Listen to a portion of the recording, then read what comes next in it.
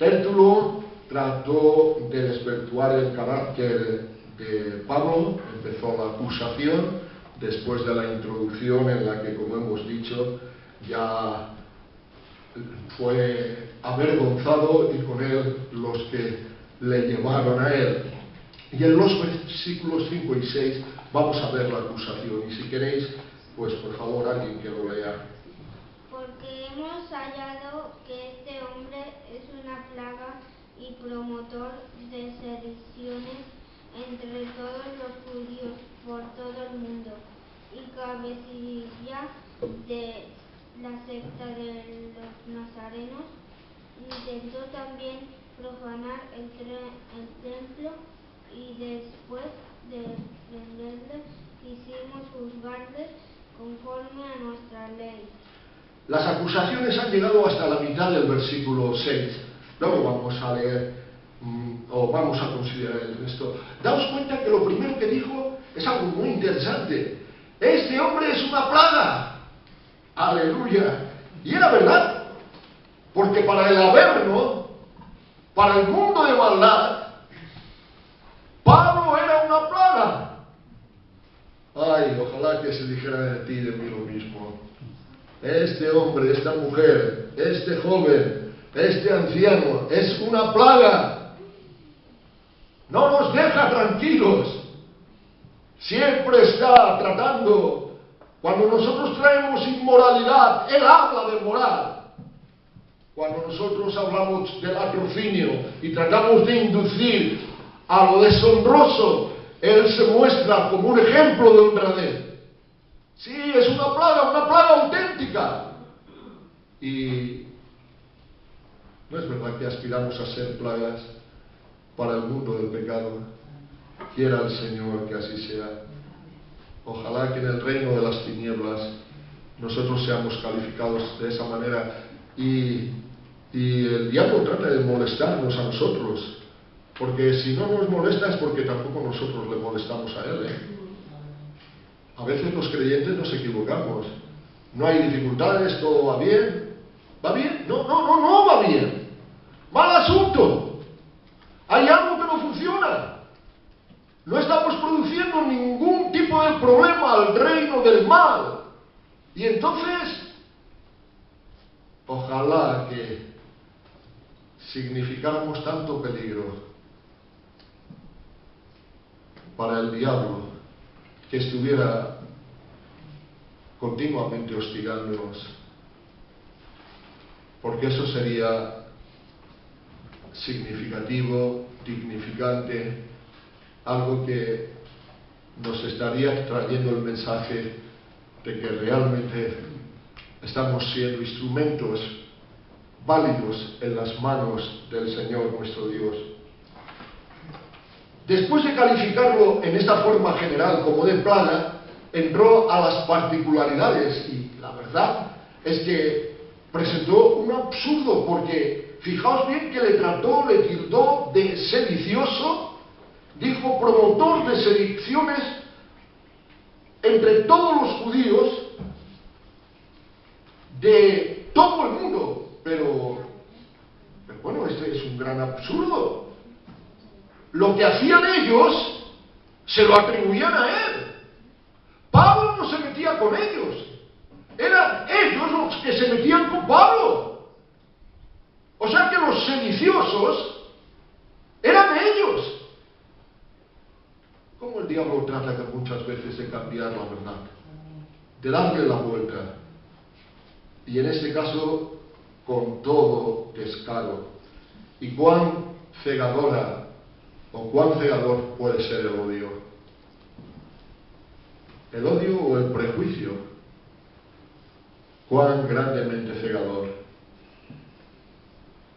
La siguiente acusación fue de ser cabecilla, lo leemos, cabecilla de la secta de los nazarenos. Hay una cosa que me llama la atención. Se niegan a decir cristianos, cabecilla de los cristianos. ¿Y por qué se niegan a decir cabecilla de los cristianos? Porque cristiano se deriva de Cristo, y Cristo quiere decir ungido. Así que si hubieran hablado de ungidos, habrían estado diciendo una verdad que no les interesa. Les acusan de secta. Ya sabemos lo que la palabra secta significa, pero tristemente de siempre, no es de ahora solamente, que es mal comprendida. Es una palabra que, como he dicho más de una vez, define a un grupo menor dentro de otro grupo mayor. Un grupo con unas particularidades de creencia y postulados diferentes en algo del resto de los de su propio grupo. Pero es evidente que cuando llega la deformación, pues no tiene límites. Y tratan de poner a esa palabra un sentido peyorativo de, bueno, no nos tiene que sorprender, eso ha sido, es y seguramente, tristemente, será. Llamar herejes a los que no son como nosotros, pero, o sectarios a los que no son como nosotros.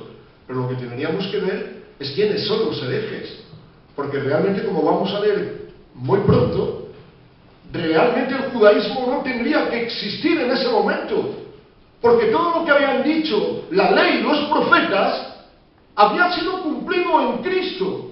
Luego, en realidad, el judaísmo tenía que haber dejado de ser para convertirse todos en cristianos, porque cuando no lo habían hecho, estaban negando lo que la ley enseñaba y lo que los profetas habían predicho.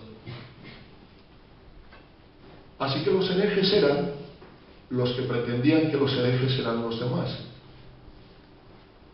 Y eso, como he dicho, es algo que ha sido desde siempre, que es y que será, y acerca de lo cual tenemos que llevar mucho cuidado para nunca juzgar con precipitación a nadie. Siempre ha habido, pues por ejemplo, en el mundo pentecostal, pues por las iglesias más tradicionales, ahora es distinto, ahora se nos acepta de otra manera. Por lo menos a los pentecostales moderados. Pero tiempo ha habido en que éramos considerados, pues, poco menos que, yo qué sé.